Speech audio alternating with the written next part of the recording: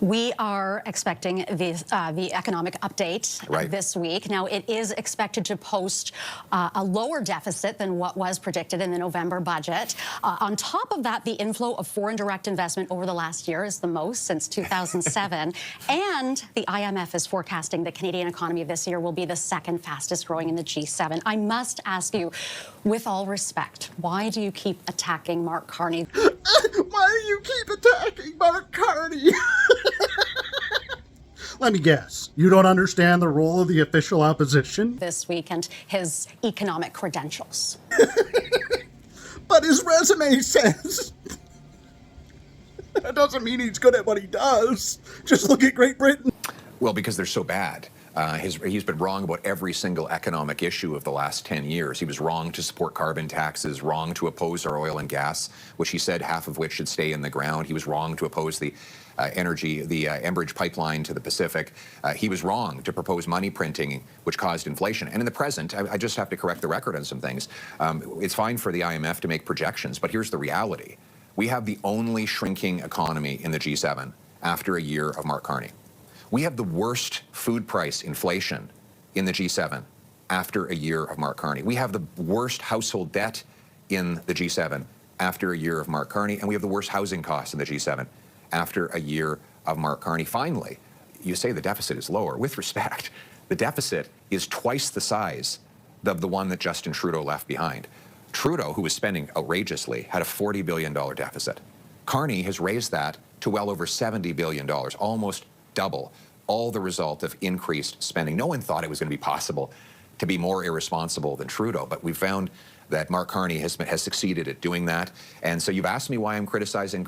Oh, don't worry about it, Pierre. I got you. Leader of the official opposition. That's your job. Mr. Carney, it's nothing personal. It's just that his results are so terrible, and the Canadian people are paying the price through higher inflation and higher taxes. With Carney, it's more taxes, more debt, more costs, more of the same. He's just... Who's ready for some more?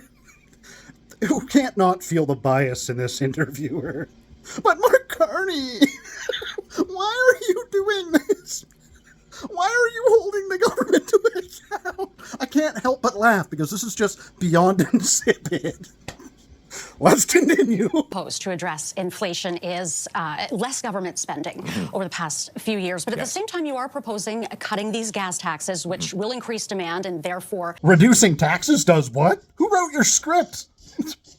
Well, poor thing. You're lucky Pierre was kind about this one. Inflation. Why should Canadians trust your economic credentials?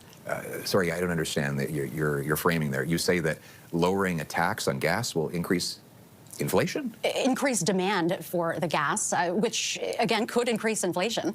Okay, that's an interesting one. I've never heard anyone saying lowering taxes on gas could possibly increase inflation. Exactly the opposite has happened. Every time you reduce gas taxes, go across the provinces that have done this, in Alberta, in Manitoba, and in Ontario, when they reduced gas taxes, inflation in those provinces went down next compared to their neighboring provinces. But, you know, I guess, you know, the Liberal mindset is that the way that you address inflation is through higher taxes. We've seen how that's worked. Canadians can't afford to eat after a year of the Carney Liberals and after a decade of this Liberal government. They can't afford homes after a decade of this Liberal government. So we see that more spending and more taxing by the Liberals makes life impossible for hardworking Canadians. They deserve an affordable and a prosperous country, and that's what Conservatives would deliver. So how has a resume improved the day-to-day lives of Canadians? You can have a good resume, but still be unqualified to do the job. Any profession has workers that have a beautiful resume, but can't do the job. So how has Carney's government of the past year affected the day-to-day lives for the betterment? Just look at Great Britain, and you can see the results right there. And on that note, not just Carney, but the Liberals of the past 11 years, from 2015 to 2026. Really look in the mirror and reflect. What day-to-day results can Canadians point to that this current government has done to improve the day-to-day lives of Canadians? The answer I've seen is none. But what are we going to do to change that?